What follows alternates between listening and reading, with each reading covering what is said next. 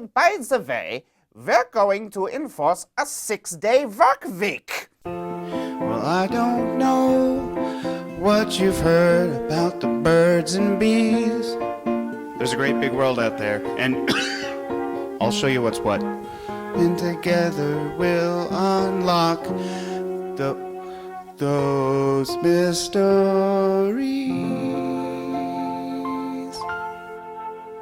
I coughed. Welcome to What's What, the show that shows you what is that. Today, we're going to talk about French food.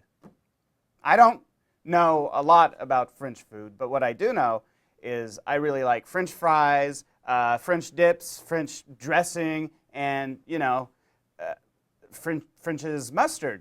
And with a streak like that, I say, what could go wrong? So I went to the international section of the dollar store, and I picked up a few French food items. I picked up some pâté, some escargot, and I picked up some frog legs.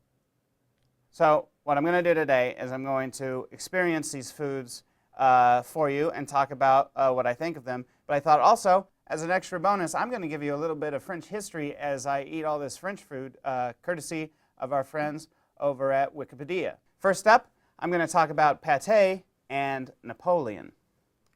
So Napoleon is considered to be maybe the only French military man to ever fight in a war for more than a week and a half.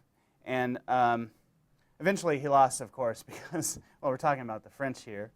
But he was exiled, and then get this, he went back to fight some more.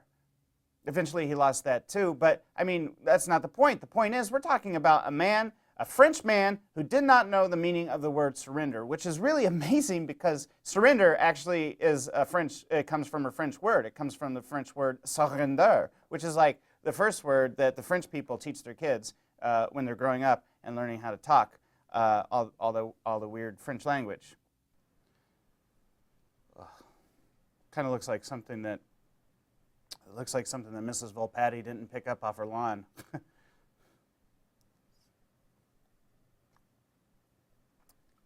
It tastes like liver. It tastes like an alcoholic's liver. Okay. Next, we're going to talk about escargot and the labor riots. Now, if there is one thing that the French do not surrender, it's their labor rights. In fact, my friend was telling me that a couple of years ago, there were actually a few weeks where the French had this huge riot because the government tried to take away their 35-hour work week. It's crazy. They went insane. People were demonstrating all over the place, walking the streets, looting, and destroying a whole bunch of stuff. Crazy. They go insane for labor rights. In fact, I'm of the opinion that World War II probably would have ended a lot sooner if those Nazis came into France and were like, well, by the way, we're going to enforce a 6-day work week. If they would have come in and said that, the French people would have been like, sacre le bleu, and like gone nuts and pushed the Germans back into Nazi Germany where they belonged. This escargot does not look as good as the snails that I get at the farmer's market. They don't actually sell snails at the farmer's market. They're just there.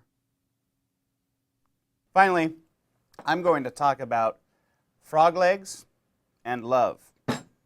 Now, most people recognize France and the French people as the world's authority on love. In fact, you got a bunch of really famous French lovers. You have Gerard Depardieu, that guy who can't talk from The Artist, Pepe Le Pew, Frenchie from Greece, and of course Mrs. Louvre. She wasn't always Mrs. Louvre. She used to be Miss Louvre, and she was quite a lover. She's the woman who invented museums, and I think that the word love comes from her name because her name is basically the word love. The people used to go around saying, this is my Louvre, I Louvre you. I don't know why they really consider French to be, I don't know why they really consider the French to be great lovers, because if you ask me, frog legs don't seem like they'd be a really good date food, unless you're a snake.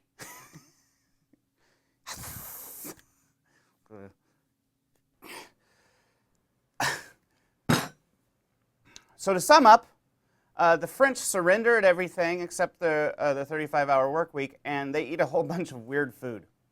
And that's that on French food. Until next time on What's What? Subscribe to me.